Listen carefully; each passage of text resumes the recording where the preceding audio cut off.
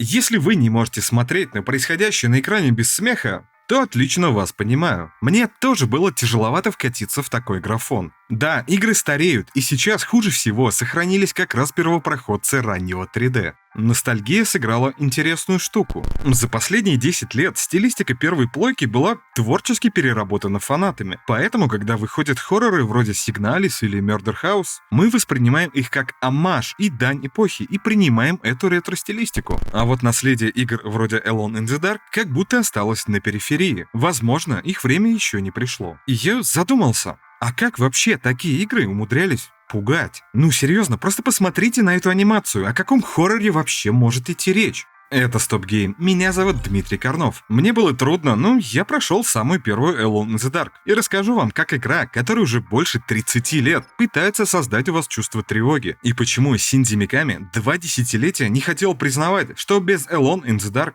не было бы Resident Evil. В 92 году видеоигры выглядели вот так. А если вам хотелось навернуть хоррора, то приходилось довольствоваться вот этим. Посмотрите на эти игры с точки зрения технологий. Впечатляет?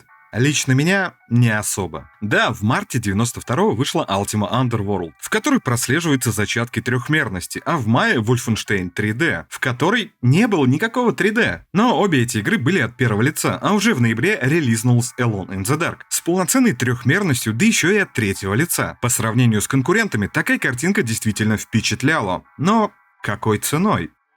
Это Фредерик Рейнал. В конце 80-х он работал во французской Infogrames, занимался портированием игр с Amiga и Atari и хотел сделать трехмерную модель зомби. На эту идею его натолкнул платформер Alpha Waves, который Рейнал портировал под DOS. В нем трехмерная пирамидка прыгала по другим геометрическим объектам, но тогда от игр большего и не требовалось.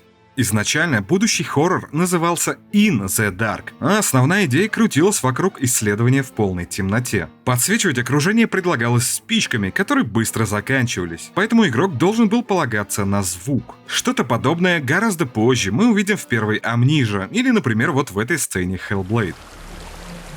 С таким концептом к Рейналу пришел Бруно Баннелл, исполнительный директор Infogrames. Но идея не выгорела. Источники света предполагают динамическое освещение, а железо тех лет просто бы не вывезло такой графон. Да и Баннелла интересовала только бизнесовая часть, поэтому он поставил жесткое условие. Чтобы продать больше копий, игра должна была работать на компьютерах 80-286. Для контекста, когда в 94 году вышла Doom, 286-го процессора ей было маловато, а тут полноценная 3D. Да и странно было делать трехмерную игру, в которой ничего нельзя было нормально рассмотреть. И пока Кармак в США корпел над движком для Wolfenstein 3D, Рейнал во Франции в одиночку пытался сделать трехмерный движок. Не особо веря в способности Рейнала, Баннелл не позволил ему отвлекаться от основной работы портировщика. Поэтому над хоррором программист работал по вечерам и выходным. И если вы все еще не понимаете, как 30 лет назад воспринималось происходящее сейчас на экране действие, то послушайте впечатления очевидцев. Когда журналисты пришли на демонстрацию ранней версии игры и увидели, что главный герой может плавно двигаться и даже естественно пятиться назад, один из авторов буквально упал со стула и закричал: «Это безумие какое-то!» Но ладно журналисты, даже Сигеру Миямото. Ну, это тот, который придумал Марио и Зельду. После релиза респектовал Рейнал, заявив, что хотел бы быть тем человеком, который придумал игру с такой картинкой и механиками. Чтобы все это хоть как-то ворочалось, Рейнал ограничился двумерными задниками и трехмерными модельками, залитыми одним цветом. Посмотрите внимательней.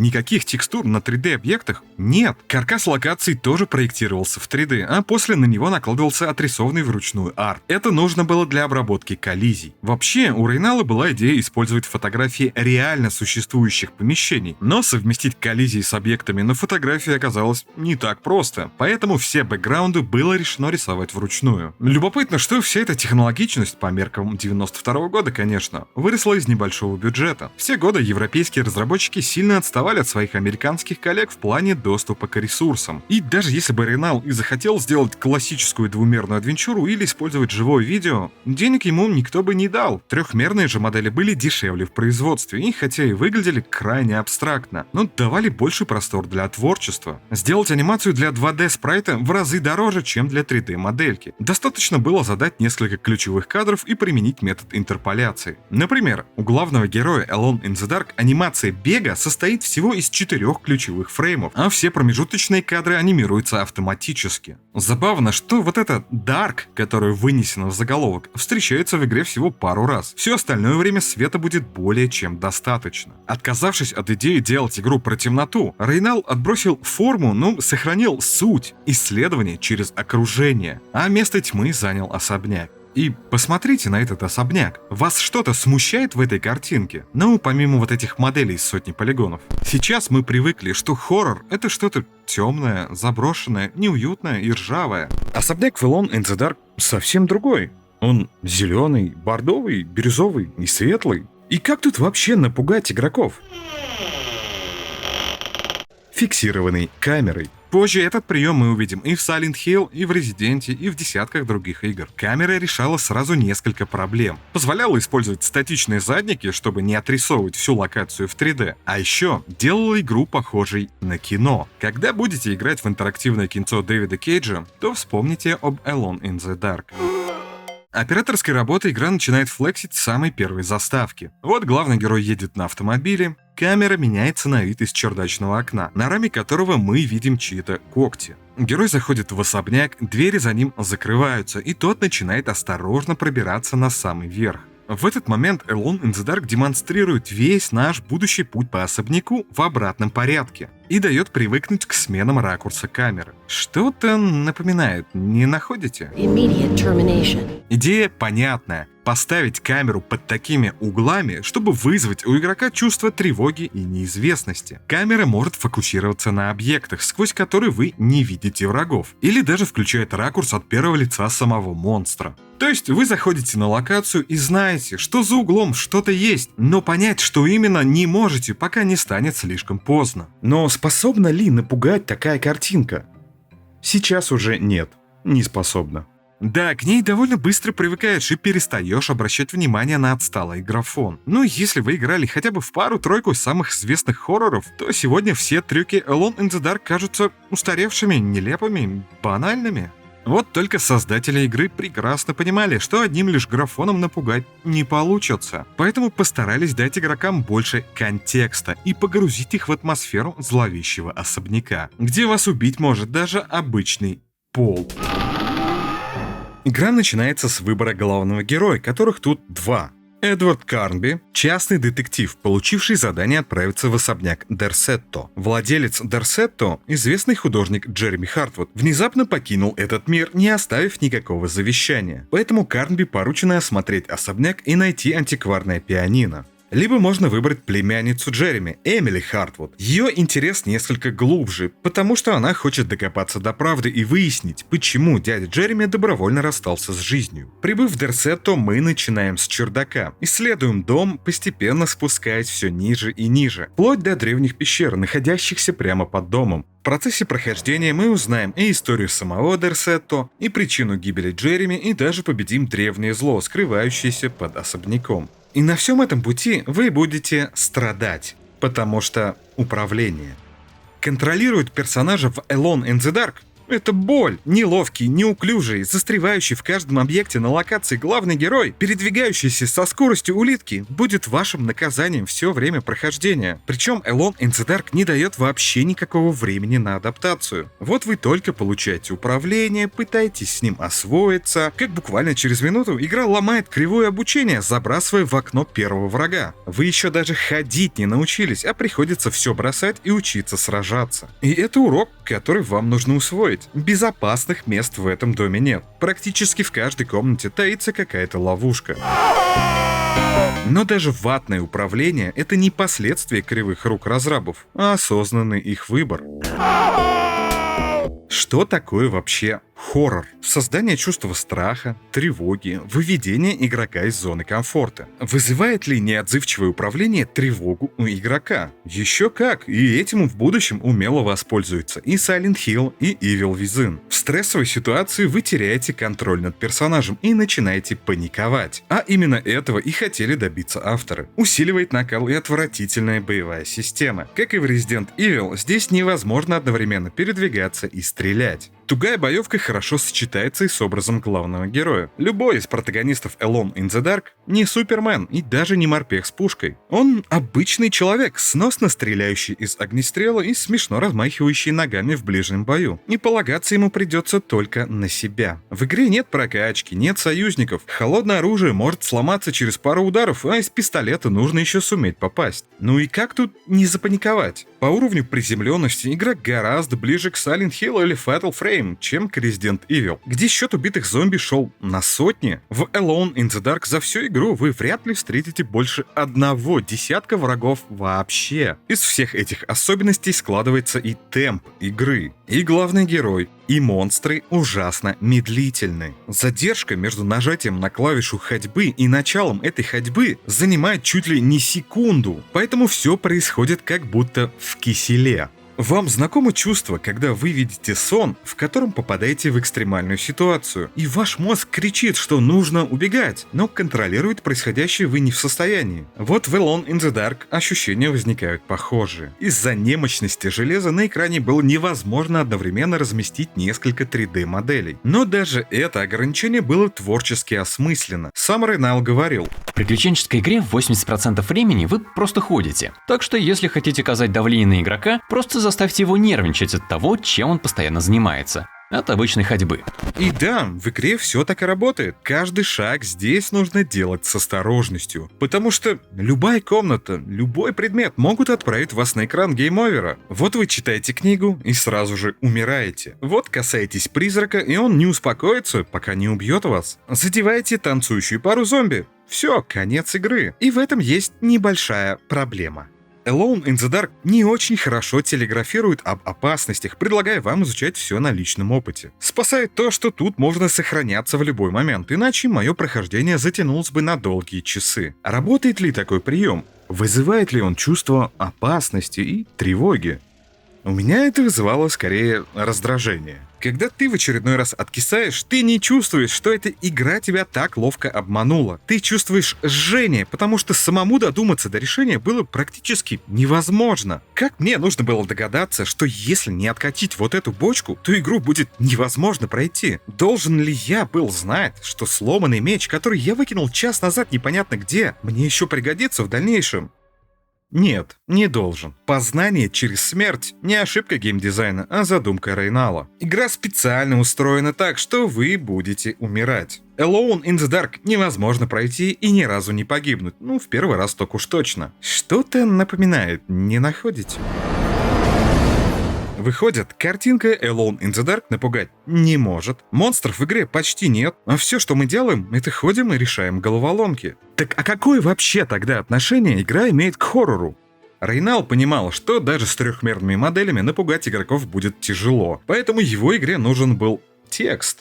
Много текста. Воображение сильнее графики, говорил разработчик, и всю игру постарался выстроить вокруг этой концепции. Текст решает сразу две проблемы. Насыщает сюжет деталями и дает подсказки для решения головоломок. Когда вы узнаете предысторию особняка через чтение дневников и записок, то получаете контекст, и мозг сам достраивает нужные цепочки. Вот комната с каким-то алхимическим столом. Ну, стол и стол, чего бухтеть-то? А вот вы читаете книгу и узнаете, что здесь пытались призвать лавкрафтовских древних, а этот знак на полу должен был защитить разум призывателя. И восприятие комнаты уже меняется, потому что теперь она связана историей и контекстом. А еще Alone in the Dark — игра про одиночество. Здесь нет диалогов, нет других персонажей, только чувство клаустрофобии запертого в особняке человека. Вспомните, как часто ругали первую Resident Evil за сюжет и нелепые разговоры. Если бы тебя раздавило, у нас бы был Джилл-сэндвич. Alone in the Dark умело этого избегает, полностью отказавшись от реплик и комментариев главного героя. Кстати, вы не замечаете ничего странного в футажах игры?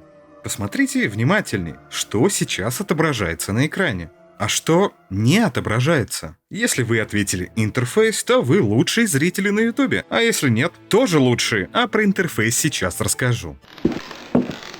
До контекстных действий, как в Resident Evil, индустрии было еще далеко, поэтому Alone in the Dark предлагает все делать из меню. Открыть дверь — отдельный пункт меню. Что-то поискать — отдельный пункт меню. Что-то толкнуть — отдельный пункт меню. И это странно, ведь в распоряжении разрабов была вся клавиатура. Да, чистый экран без интерфейса лишний раз подчеркивает кинематографичность Alone in the Dark, но все ваше погружение убивается каждый раз, когда вы открываете этот экран с выбором действий. А открывать вы его будете постоянно. Потому что хотя игра и запоминает последнее выбранное действие и вешает его на отдельную кнопку, от необходимости искать в инвентаре нужный предмет это не избавляет. Инвентарь ограничен 15 ячейками, и никаких волшебных сундуков тут нет. Поэтому лишние предметы предлагается кидать на пол. Да, как в Resident Evil Zero. И вы никогда не будете знать, какой из предметов может вам понадобиться в будущем. Пригодятся ли используемые ключи в дальнейшем прохождении?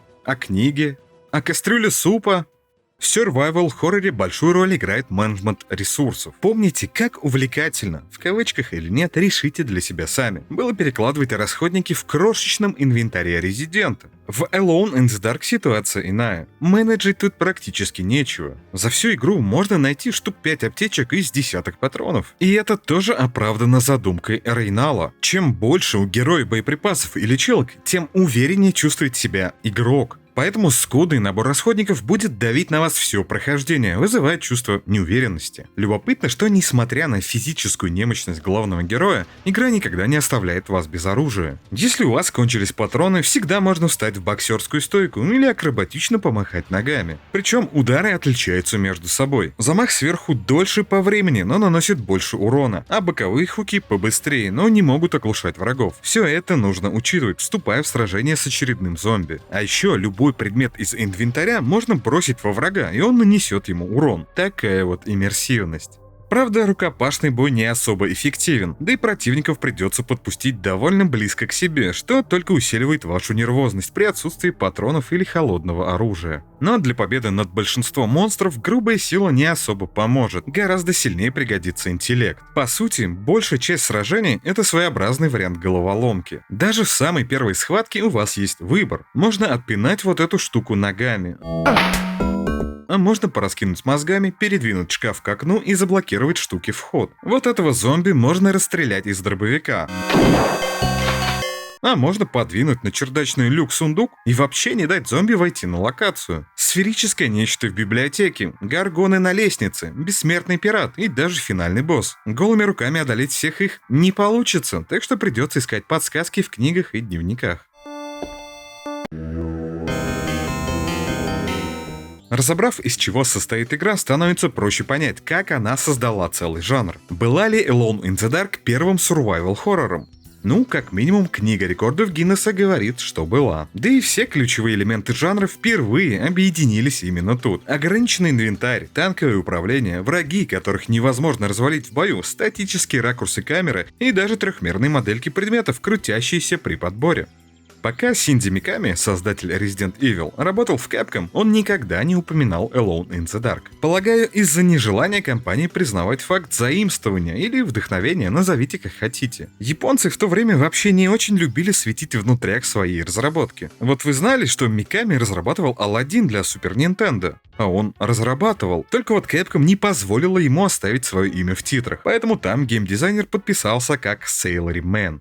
Пока Миками не поиграл в Alone in the Dark, будущий Resident Evil планировал с игрой от первого лица. Миками этот ракурс казался по-настоящему волнующим и заодно позволял экономить ресурсы первой PlayStation. Ведь главного героя при такой перспективе можно было не отрисовывать. Но в то время у Capcom не было технологической базы для реализации задумок геймдизайнера, поэтому ракурс камеры пришлось поменять. В 2014 году, уже уволившись из компании, Миками признался, что Resident во многом был вдохновлен именно Alone in the Dark.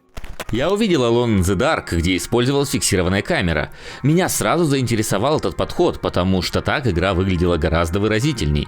Поэтому следующим моим шагом стала адаптация Resident Evil к этой модели. Так что да, даже создатель Резика признает, что без игры Рейнала развитие survival хоррора могло бы пойти совсем по другому пути. Ну, а дальше вы знаете. Из Resident выросли Silent Hill, Fatal Frame, Siren, Evil Within и все остальное, что вы можете вспомнить в комментах. А еще Alone in the Dark стала одной из главных игр для поклонников Лавкрафта. Изначально она вообще должна была носить приставку Call of Cthulhu, но когда Рейнал изучил ролевую систему настолки, то не смог увязать комплексную механику и листы персонажей с приключением от третьего лица. Но отсутствие заголовка не помешало насытить игру как отсылками к творчеству писателя, так и в целом передать дух рассказов Лавкрафта. Глубоководные, Шабнигурат, Ктулху, Некрономикон и The Vermis Mysterious. Это все понятно и все это в игре есть. Но главное, Alone in the Dark пытается передать чувство соприкосновения с чем-то древним и зловещим настолько, что человеческий разум не способен с этим справиться. И даже Alone,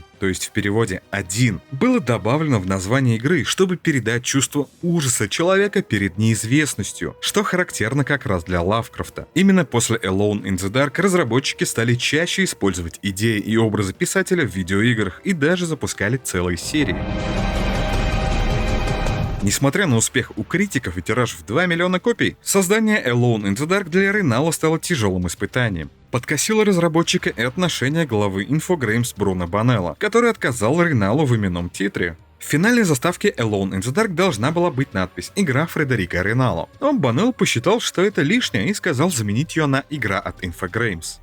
Джимми Мейер, автор сайта Digital Antiquarian, пишет, что когда в 1993 году в парижском Диснейленде проходила церемония награждения лучших игр года, Alone in the Dark взяла победу как лучшая приключенческая игра. Получать награду вышел не Рейнал, а Банелл и сказал буквально следующее. Меня зовут Бруно Банелл. Я хотел бы поблагодарить Бога, мою собаку, мою бабушку и, конечно же, всю команду Infogrames за прекрасную игру. Спасибо. Рейнал говорит, что релиз Alone in the Dark оставил заметный шрам в его душе. Игра была продана тиражом в 2,5 миллиона копий. Это принесло Infogrames десятки миллионов фунтов. И как компания меня отблагодарила? Никак. Через 3 месяца после релиза я уволился из Infogrames. Только поддержка прессы и отзывы игроков позволили мне справиться с этим этапом моей жизни. Сейчас у Рейнала все в целом неплохо. После ухода из Infogrames разработчик основал компанию Adeline Software, выпустил 2 части широко известной в узких кругах Little Big Adventure, а потом ушел во фриланс, где сделал еще ряд менее известных игр. В 2006 году Рейнал вместе с Сигеру Миямото и Мишелем Анцелем, создателем Rayman и Beyond Good and Evil, были посвящены в рыцари французского ордена искусств и литературы. Такой чести разработчики видеоигр были удостоены впервые в истории. А в 2024 году Рейнал обещал выпустить ремейк Little Big Adventure, так что из геймдева разработчик никуда не уходил. Пусть такого же успеха, как Alone in the Dark, его игры и не получили. Любопытно, что выход Resident Evil 4 считается революцией survival-хорроров. Но на самом деле стал их деградацией. В хорошем смысле, положите камни обратно на землю. Новые проекты в жанре избавились от танкового управления и фиксированных углов, предложив вместо этого камеру за плечом, свободное передвижение и возможность стрельбы на ходу. Ориентироваться и управлять персонажем в них гораздо проще. И в этом нет ничего плохого, но к классическим тропам survival-хоррора отношение все это имеет отдаленное. Просто теперь хорроры выглядят и играются совсем по-другому. Об этом же говорит и Синдзи Миками. Множество игроков говорило мне, что, по их мнению, именно фиксированная камера делает хорроры страшнее. Говорят мне об этом и до сих пор. На что я всегда отвечаю, что выбор технологий был вынужденной мерой. В Resident Evil 4 камера расположена за плечом главного героя, и это не делает игру менее страшной. Наоборот, от этого она стала более захватывающей и динамичной. Resident Evil 4 была моей местью всем любителям фиксированной камеры и танкового управления. Но та же Сигналис показывает, что отличный хоррор можно сделать и с фиксированной камерой, было бы желание. Поэтому и за нее, и за Silent Hill, и за Amnesia, и за Alan Wake, и за десятки других хорроров, в которых исследование преобладает над экшеном, спасибо стоит сказать Alone in the Dark. Alone in the Dark — игра, которая грамотно использовала технические ограничения железа, творчески их переработала, создала целый жанр, но играть в которую сегодня нет никакого смысла. Разве что с исторической точки зрения, чтобы лично проследить весь путь развития жанра. Большинство приемов хоррора на нас уже просто не работают. Мы уже настолько привыкли к видеоиграм, они настолько стали интуитивными, что даже современным проектам все сложнее вызвать чувство тревоги и страха. Что уж говорить об игре, которой в этом году исполнится 32 года. Но просто подумайте о том, что до Alone in the Dark ничего подобного в индустрии не было, и Рейналу все приходилось придумывать с нуля. И никакой уверенности в том, что такой дизайн зайдет аудитории, у него не было. Рейнал думал, что что игроки не поймут всех его задумок и будут насмехаться над игрой. Но игроки все поняли правильно, а серию до сих пор пытаются реанимировать и осовременить. Недавно вот выкатили очередной перезапуск, но широкой популярности игра завоевать не смогла. А жаль, мне она чертовски понравилась как раз бережным отношением к оригиналу, где боевка играет второстепенную роль, а на передний план выходит запутанная история и богатый лор. А если хотите узнать больше лора стоп-гейма, то подписывайтесь на Бусти, где можно общаться с авторами напрямую. Ну или бахните лайк этому видосу. Не оставайтесь одни в темноте. И увидимся на стоп-гейм.ру.